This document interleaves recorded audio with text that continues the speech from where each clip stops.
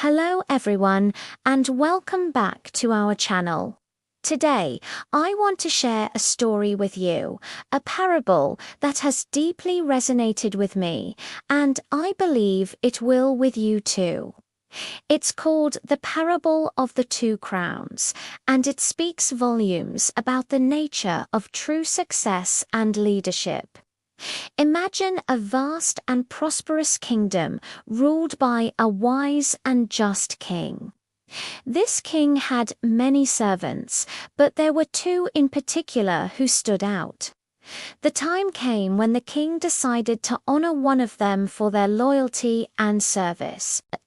He would bestow upon them a crown, a symbol not just of honor, but of great responsibility. The first servant was named Eli. Eli was a man of immense talent and ambition. He was strong, intelligent, and his work ethic was second to none. When he heard the king was considering him, he felt a surge of pride. He thought to himself, "Of course, it should be me. I've earned this. No one in this entire kingdom has worked harder or achieved more than I have." And so, when the king called Eli forward, Eli stood tall, his chest puffed out. He accepted the crown with a triumphant air. As soon as it rested on his head, he paraded through the castle halls and the city streets. He wanted everyone to see his new status. "Look at me," he would say. "I am the one the king chose. I am the greatest." Eli wore his crown everywhere. It became a part of his identity. But something strange began to happen. The weight of the crown, or perhaps the weight of his pride, started to change him. He stopped listening to the counsel of his friends and fellow servants. When they offered advice, he would scoff. "What could you possibly teach me? I am the one with the crown." He became blind to his own mistakes. If a project failed, it was always someone else's fault. If a decision led to problems, he blamed his subordinates. His ears were deaf to criticism, and his heart became hard. The very friends who had once admired his drive now began to distance themselves. They saw that Eli was no longer the man they knew. He was a man consumed by his own reflection in the polished gold of his crown. His arrogance grew day by day. He made rash decisions, believing his intellect was infallible. He alienated allies, dismissed wise counsel, and his work, once so meticulous, became sloppy. He was so focused on the glory of wearing the crown that he forgot about the duty that came with it. He forgot that the crown was meant to be a symbol of service to the kingdom, not a monument to his own ego. Then, one day, as Eli was boasting in the crowded marketplace, a sudden gust of wind swept through. It was a strange, powerful wind that seemed to come from nowhere.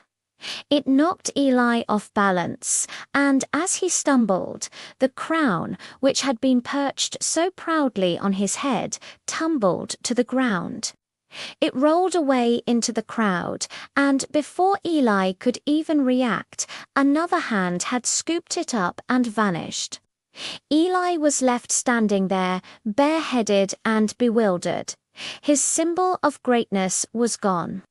He frantically searched, but it was no use. The crown and the respect it commanded had been taken from him. He had become so reliant on the external symbol of his worth that without it he felt he was nothing. He had alienated everyone, and now, in his moment of loss, he was utterly alone. Now, let's turn to the second servant. His name was Micah. Micah was also talented and hardworking, but he had a different spirit. He was quiet, diligent, and deeply humble. He worked not for personal glory, but for the good of the kingdom and its people. When a project succeeded, he would never say, "Look what I did." Instead, he would gather his team and say, "Look what we accomplished together." And in his private moments, he would give thanks to God, acknowledging that his strength and wisdom came from a higher source. He didn't seek the spotlight. He found joy in the work itself, in helping others, in making the kingdom a better place, one small act at a time. The people of the kingdom knew Micah. They didn't see him as a grand figure, but as a kind, dependable man who always had time to listen and lend a hand. His leadership was not one of command, but of influence and service.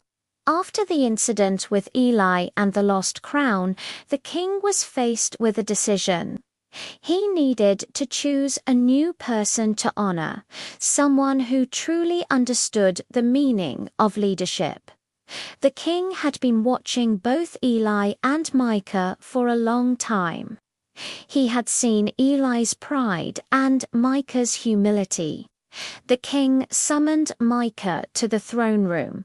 Micah approached, not with a puffed-out chest, but with a respectful bow. He was nervous, unsure why he had been called. He thought perhaps he had made some mistake. The king looked at Micah and smiled warmly.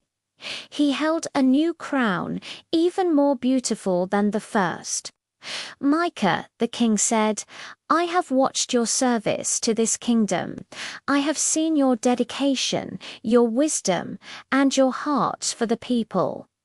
Micah, still bowing low, replied, "Your Majesty, everything I have done, any success I have had, is only because of the strength and guidance God has given me. I am merely a humble servant." At that moment, the king knew he had made the right choice. He stepped down from his throne and personally placed the crown upon Micah's head. But this time, the reaction was different. There was no boastful parade. Instead, a cheer erupted from the people gathered in the court, a cheer of genuine joy and celebration. They were not celebrating Micah's new status. They were celebrating Micah himself. They were celebrating the wisdom of their king for choosing a leader who was humble, a leader they knew would serve them and not himself. Micah wore the crown, but the crown did not wear him. It was a tool for him to do even more good, a platform to serve the people on a greater scale. He remained the same person, kind, wise, and always pointing to the source of his strength. This parable tells us so much. Eli represents the trap of pride. He believed his success was entirely his own doing. His identity became tied to an external symbol, the crown, and when that was gone, his identity shattered. His focus on self-glory ultimately led to his downfall. He gained a crown but lost his character, his friends, and in the end, the crown itself. Micah, on the other hand, represents the power of humility.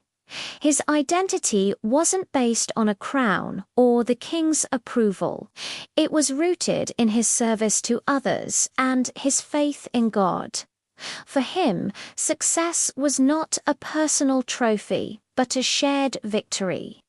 The crown was not a reward to be flaunted, but a responsibility to be Because his foundation was secure, the external honor didn't corrupt him. It simply amplified the good that was already in him. In our own lives, we all have crowns.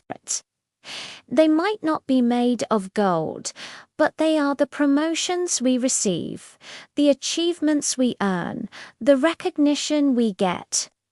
It could be a new job title, a diploma, a social media following, or even just being right in an argument. The question this parable asks us is, how do we wear our crowns? Do we become like Eli, letting our achievements puff us up with pride, making us deaf to advice and blind to our own faults? Do we start believing our own hype, thinking we are better than others and that we did it all by ourselves? That's a dangerous path, a path that often leads to isolation and eventual failure. Or do we choose to be like Micah?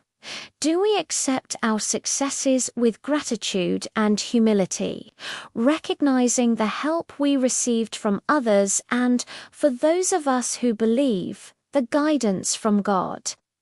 Do we see our achievements not as a reason to boast, but as a greater opportunity to serve, to lift others up, and to make a positive impact? True, lasting leadership and influence don't come from the crowns we wear. They come from the character we build. Pride builds a fragile pedestal that can collapse at any moment. Humility builds a deep, strong foundation that can support the weight of any responsibility, any success, any crown.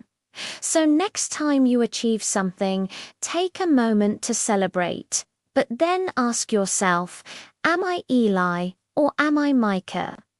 Let's all strive to wear our crowns with the grace and humility of Micah, always remembering that the greatest honor is the opportunity to serve. Thank you so much for watching and for letting me share this story with you. I hope it gave you something valuable to think about.